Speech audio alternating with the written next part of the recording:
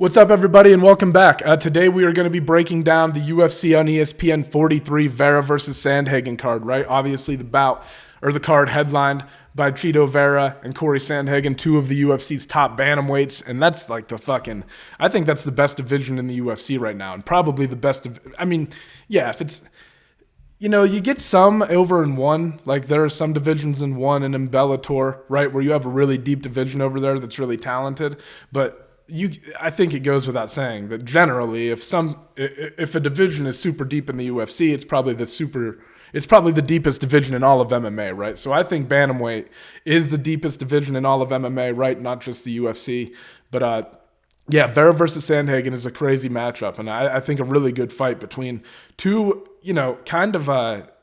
different styles too. So it's going to be interesting to see how this one plays out today. Speaking of this fight card being today, I'm going to try to keep this kind of brief, move through these fights quickly so that this is digestible because I'm obviously getting out late the day of the fight, right? Anyway, let's start things off with Albert Duraev and Chidi Njokuani. I hope I'm pronouncing his last name correctly. I think that's right. Njokuani, one of the two. Anyway, I think that when you look at this matchup, right, you've got Duraev who he's good on the feet, right? But I just think that Chidi is going to have a clear advantage there, especially if he can start establishing the jab and getting things going from a distance. I just think Chidi's a lot faster. I think he's going to have a lot more power, and I think that he has a really good understanding of how to hold the range, right? And his fight against Gregory Rodriguez, he fucking dominated throughout the first round, and this is another thing.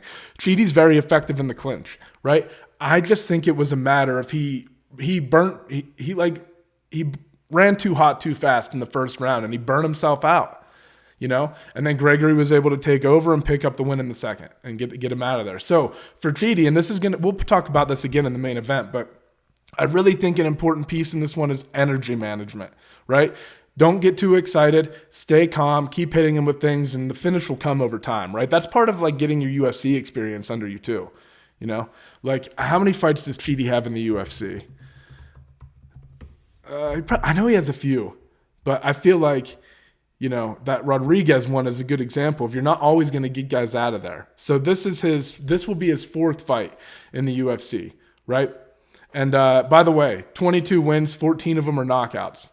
So this guy's he definitely has power. You can tell when he's throwing things that it's all very technical. It's straight down the pipe. I think he's going to have a lot of advantages over Duraev on the feet.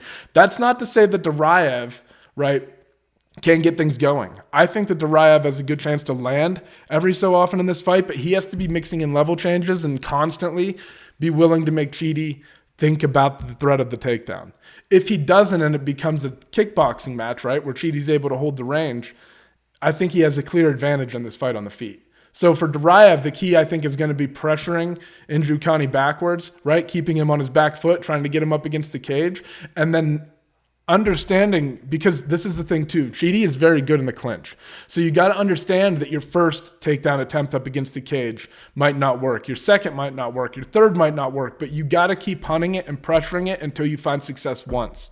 A lot of the times what happens, and this is why standing up, there's like a point, right, that you can tell where a guy is going to have a really hard time getting back to his feet.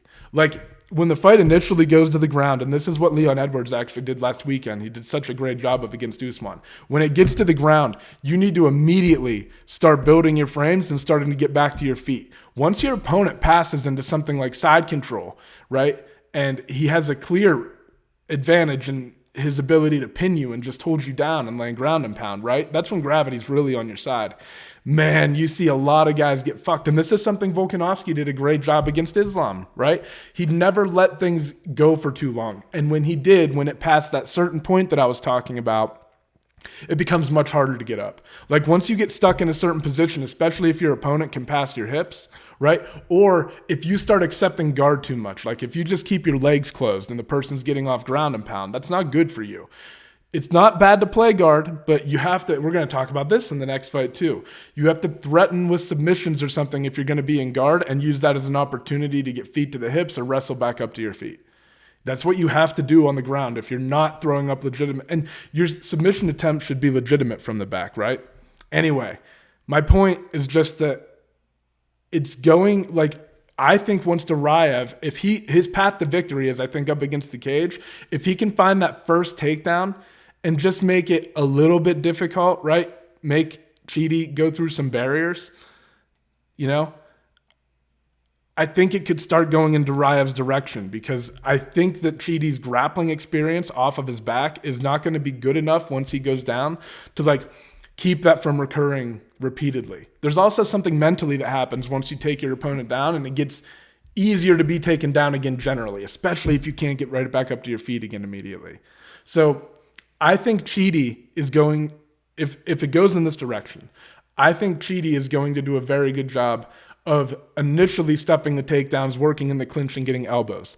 I worry about what happens when Duraev finally gets the fight to the ground. I worry about Chidi's ability to retain guard and keep Duraev from advancing into, advantageous positions. So, it's like, can Duraev get it to the ground? If so, I think that there's going to be a real chance that he gives Chidi some problems and advances into positions. I think Chidi will have a hard time stopping Duraev from getting to positions like mount or, stuff like that. So for Chidi, the goal becomes keep it on the feet, keep circling, keep my back off the cage, keep the jab in his face, hold the range, and stuff takedown attempts, right? Obviously, I mean, it sounds so obvious when you talk about it, but there are obviously a bunch of nuances and complexities that he has to be aware of. Like if he does get pinned against the cage, he needs to get frames immediately and start to circle off, disengaging it back to the center, right? Like there's a whole bunch of small details that he has to do to accomplish those goals, obviously, but Chidi needs to keep it on the feet, keep his back off the cage, and I think Duraev really has to be pressuring and probably throwing some big shots maybe and taking some risks, again, to get Chidi on the back foot. So let's move on. Next fight is a flyweight bout, and this is one of the most intriguing fights on the card. I personally thought this one should have been, if you just look at, I think this should be like your co-main event in terms of skill that we're going to see on display and interesting, intrigue of matchup. I think this is a co-main. Am I being just completely unfair in saying that I'm not so interested in Holly Holm versus Yana Santos, formerly Yana Kunitskaya? Is it so bad that I'm it just doesn't feel like Holly Holm is going to make a run at 135 and hold the title there again. She's 40 years old. She's 41 now, actually. Yana Santos, I got to get used to saying that. Yana Santos is 33. She has an 8-year, but I'm just not as excited about that fight as I am for this one. Manel Kape versus Alex Perez is a great fucking matchup. Manel Kape, I think, has some of the best striking in the flyweight division. I think his hands are super smooth. He's going to have a big speed advantage in that department. But something that I feel like the odds makers are not considering. I mean, you got Perez right now. If you go to DraftKings, Perez is sitting at a plus 165. It literally just live updated from plus 170 to plus 165. So it's fluctuating a little bit, but he's still a dog in this one. And I feel like part of the problem is that Perez has been finished on the ground in a couple of his fights, right? Or in wrestling exchanges rather. Pantoja was able to finish him. Figueiredo guillotined him, And I think, though, that you look at those two guys, man, those are some high-level submission experts. And, with Manel Kape, what fight was it that he got taken down? And he used a Kimura, basically, to get back, eventually work his way back to his feet. And this, was it Dvorak? Yeah, I think it was Dvorak. Yeah. Anyway, you've got Kape, his flying knee, KO over Ode Osborne. I mean, knocked out Jogas. Yeah, man. Manel Kape's a bad motherfucker. Really good striking. But we've seen him get taken down in fights before. And granted, like I said, he has used the submission threat in the Kimura to get back to his feet. But man, I don't know if he's really gone against somebody with the wrestling ability of Alex Perez. And another thing is, man, Kape's going to have an advantage on the feet, but Perez can box. If Perez can start pressuring Kape and get the takedown and hold him down for an entire round, that's going to be discouraging. And I think Perez has the wrestling to do so. And another thing, man, like I said, I just think that people are looking at how good Kape has looked, and rightfully so. I mean, he's brilliant on the feet. He's got really good movement, really good hand speed. He's incredible. But, man, Alex Perez, I think Perez is fucking getting slept on in this fight. I think I'm going with Perez. I think Kopp could absolutely win this fight. Like, I think Manel, like I said, is one of the most talented strikers. If he goes out there and starts stinging Perez with stuff, and he can be ready for those takedown attempts, I think he can fuck Perez up. Like, don't get me wrong. Manel Kopp has a chance in this. I just think that Perez's wrestling is really good, and his two most recent losses are tough losses against really talented guys. And if you look at the way that Pantoja finished him, I mean, it was impressive, man. Like, that's not low-level jiu-jitsu that got Perez out of there. And same with Davis and Figueiredo, So I think Perez is going to be able to go out there, box his way into takedowns, meaning he'll use his hands to get things up, set things up, and get level changing underneath, right? And we've seen Kopp get taken down. And granted, like I said, we've also seen him get back to his feet. He's obviously talented with his jiu-jitsu, and he uses submission threats to get back up. That's all good, but I just don't know if he's going to be able to get those things on Perez. If he is able to do that and get back to his feet, then I think he's going to have a relatively easy time on the feet. If Kopp can negate the takedown attempts, right, get to underhooks and stuff like that, and sting Perez on his way in, right, and kind of keep that pressure off of him a little bit, Kopp has a great chance to win. It's not that I don't think Kopp should be the favorite. Like, if I'm looking at this fight, I can understand why you would make him the favorite. But for me, man, especially with Perez sitting at plus 170, I really like betting on Perez for this one, and I think Perez has a good chance to win. I actually think I'm going to go with Perez based on his experience against high-level guys. He's taken a little bit of time off, right, to get his probably like shit together. He hasn't fought since July 2022. Kopp has been a little bit more active. Kinda. I mean, he did fight in 2022 of December, so just a few months ago. But before that, not since 2021. So I don't know, man. We'll see what happens. I like Perez in this one, though, I think. Tough fight. I can understand why Kopp would be the favorite. I just don't think he should be such a big favorite. And I think Perez is just going to be able to go out there and get the takedowns. Okay, next fight, Maycee Barber versus Andrea Lee. This is another one, guys, where I'm looking at the odds, and I got to be honest, I'm not sure where they're coming from. I'm not sure if you're just looking at Andrea Lee's record in general, or you're looking at Maycee Barber and like maybe how she does in the clinch. But man, Andrea Lee is dangerous on the feet, and it's not like she has no jiu-jitsu. And again, she's a plus 225. I mean, I understand Maycee being the favorite. Again, if you think she's going to go out there and kind of like be able to just put it on Andrea Lee, get her up against the cage, maybe take her down and just dominate in those areas, maybe. But man, Andrea Lee is sharp on the feet. And when she starts getting going, like when she accrues a little bit of momentum, it doesn't stop. It kind of starts to snowball. Like I think there's some times like I think when she fought, who was it, Araujo, the head kick she hit her with was so clean, and she dropped her, I think with a jab maybe or a left hook. I can't remember, but she dropped her, and then on her way up hit her with a head kick. And then, just kind of got controlled in the wrestling exchanges throughout rounds 2 and 3. But I don't know if Maycee Barber is going to be able to get Andrea Lee to the ground. And when they're out in space, man, Andrea Lee can kickbox. Again, I can understand maybe Maycee being the favorite in this one, but when I was thinking about it, I was like, man, this is probably like an even fight. And no, Andrea Lee is a plus 225 dog. I think she's got a real chance. I think there are moments when Andrea Lee striking looks like some of the best in the women's division. I mean, she's good, man. Things just come straight down the pipe, and I think she's going to have an advantage on the feet over Maycee Barber. And I think in the clinch, she's going to be surprising too. She's going to be working for her knees, doing the things that she needs to do to separate. I think she'll be hard to take down. And even if Maycee does get her down, I think she's going to pose problem. I think the fight is just going to be hard for Maycee everywhere, no matter where it goes. And when they're in space, I think Andrea Lee has those like kind of like stiff punches that sting you. And I think when she starts stinging Maycee, man, I don't know. This is tough, but it's a hard fight to call. Like I could see Maycee going out and controlling those situations, just being vicious in the clinch, trying to work for takedowns and stuff. But I just have this feeling that Lee's going to like take it to her on the feet and set the tone. And it's going to be harder than Maycee thinks in those situations to do what she wants to do against Andrea Lee. Andrea Lee's fucking tough, man. She's good.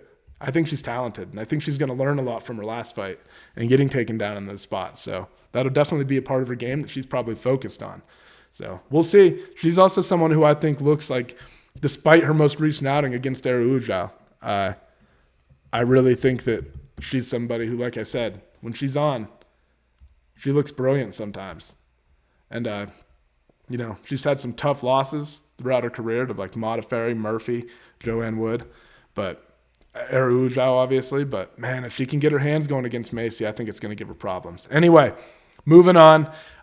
Nate Landwehr versus Austin Lingo. This is what I mean with the event order. I think this is in the right spot. And then I think Holmes should be bumped down, and Perez and Kopp should be the co-main, but I digress. Landwehr versus Austin Lingo is a great fight because both of these guys like to come out and fight, meaning they bring it to you, right? They keep the pressure on. And Landwehr and his ability to just endure punishment.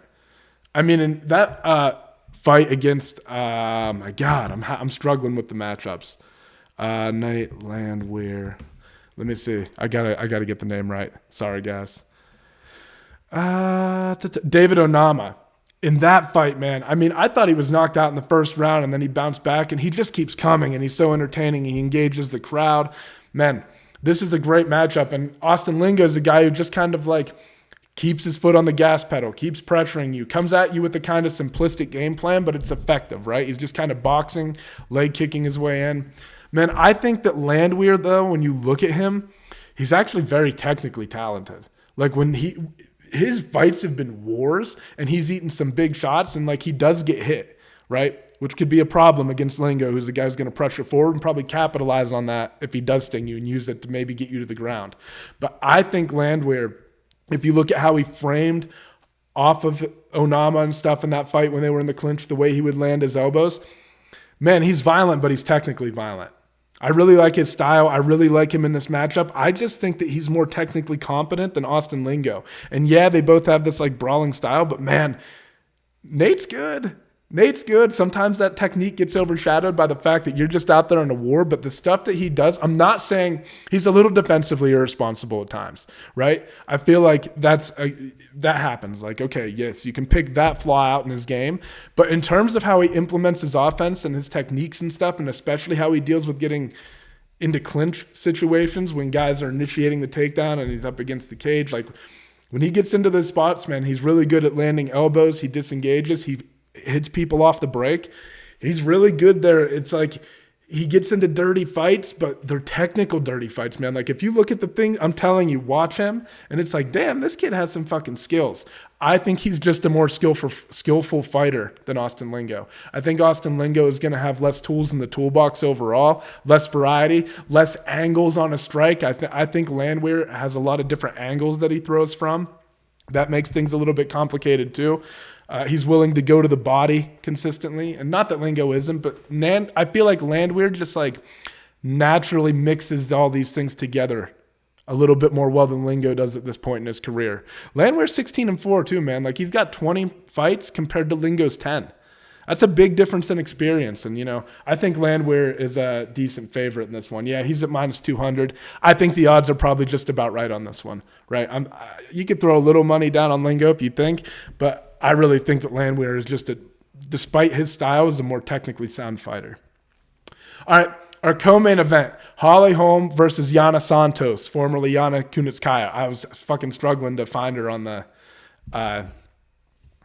ESPN app when I was trying to look up the fights, and I was like, Kunitskaya, yeah. I think she married Thiago Santos, if I'm not mistaken, so that's why the last name changed.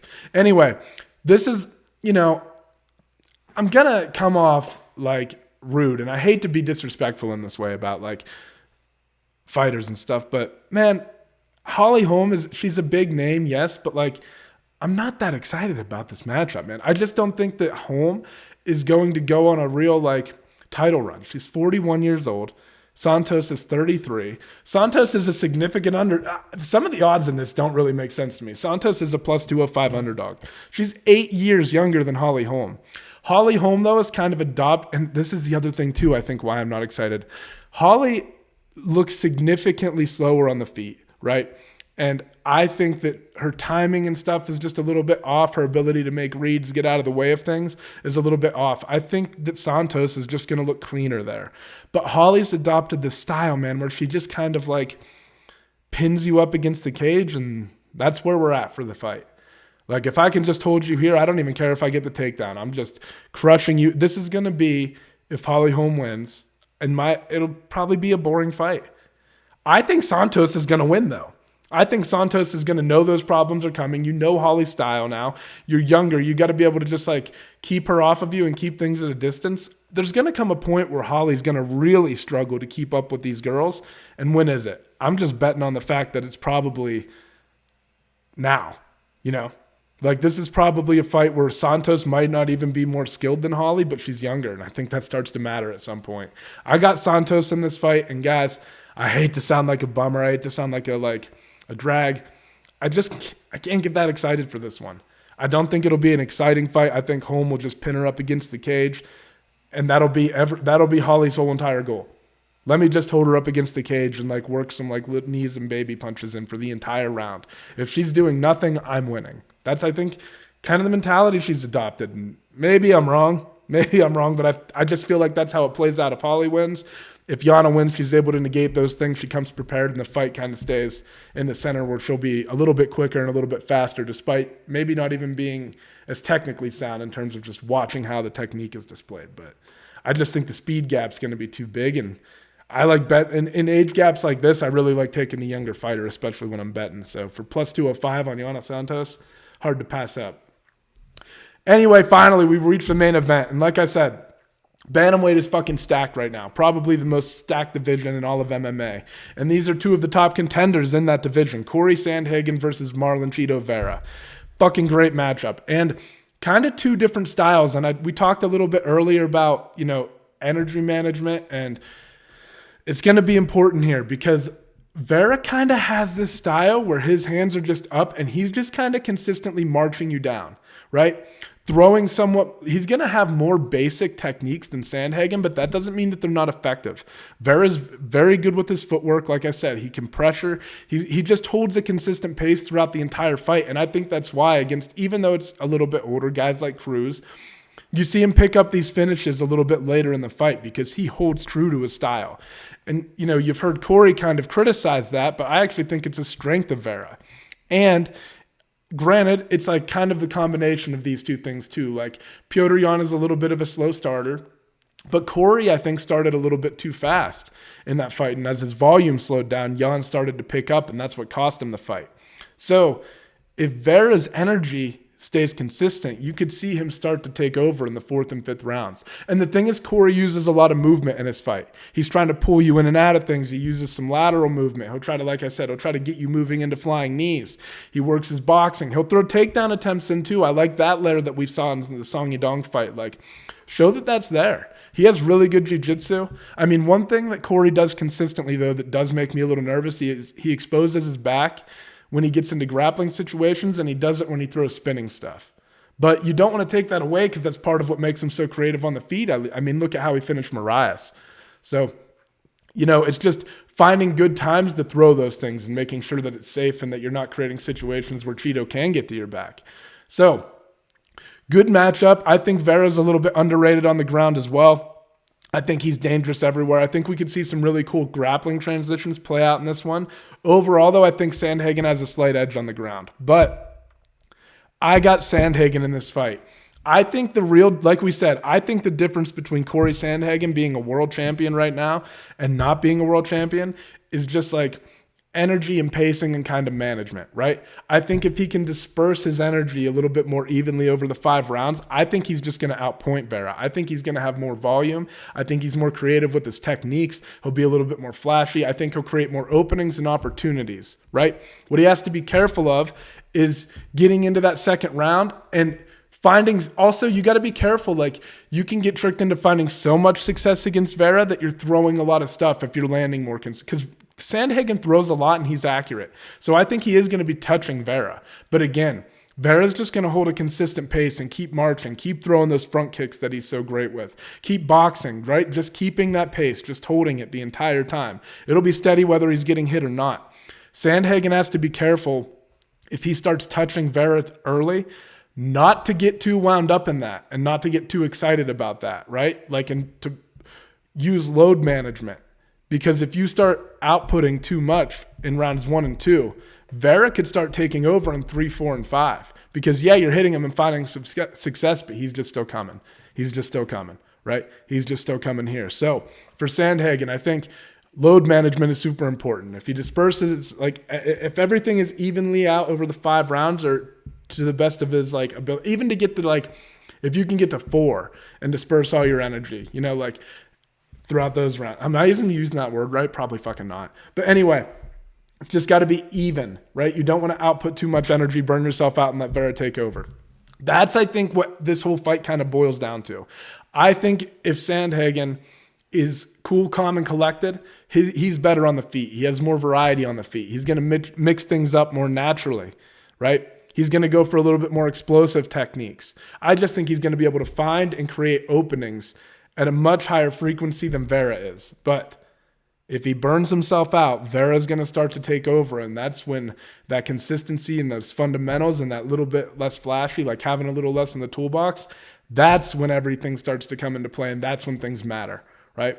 So those things that Vera does all the time and that consistency could start to pay off in late rounds. Overall, though, I got Sandhagen in this one. I think he's like a minus 155 on DraftKings right now, so I'm going to place a little money on him too.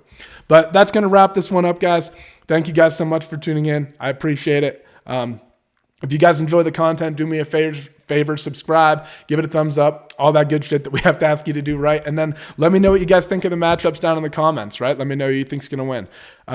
Yeah, thank you guys again for tuning in. Much appreciated. Bye-bye.